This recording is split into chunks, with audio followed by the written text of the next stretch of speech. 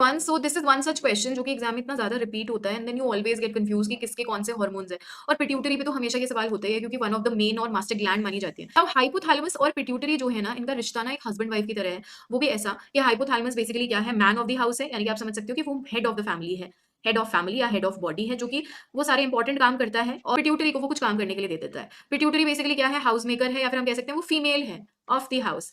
तो एक्चुअली ये दोनों एक दूसरे के साथ एसोसिएटेड है या कनेक्टेड है विद इनफंडिबुलम। और इनफंडिबुलम एक स्टॉक लाइक स्ट्रक्चर है जो कि एक दूसरे को कनेक्ट करके रखता है हाइपोथैलेमस और पिट्यूटरी को। अब देखो, क्योंकि पिट्यूटरी एक औरत है बॉडी के अंदर, तो इसकी ना दो पर्सनालिटीज है, एक तो एंटीरियर पिट्यूटरी और दूसरी पोस्टीरियर पिट्यूटरी। अब by personality I mean anterior pituitary एक गुड गर्ल है। गुड गर्ल क्या करती है, अपने सारे हॉर्मोन्स खुद बनाती है, प्रोडक्शन और रिलीज का जो काम है वो खुद का है इसका, ठीक है। लेकिन जो हमारी बैड गर्ल है, यानी कि हमारा जो पोस्टीरियर पिट्यूटरी है, हाइपोथैलेमस से काम कराती है, तो ये अपने हार्मोन खुद नहीं बनाती। ये एक्चुअली इसके हार्मोन भी हाइपोथैलेमस बना के देता है और ये बस दो ही हार्मोन रिलीज करती है, तो सिर्फ रिलीजिंग का काम है। अब पोस्टीरियर पिट्यूटरी बनाती है सिर्फ दो ही हार्मोन, एक जिसका नाम है वेसोप्रेसिन और दूसरा जिसका नाम है ऑक्सीटोसिन, जो कि है लव हार्मोन।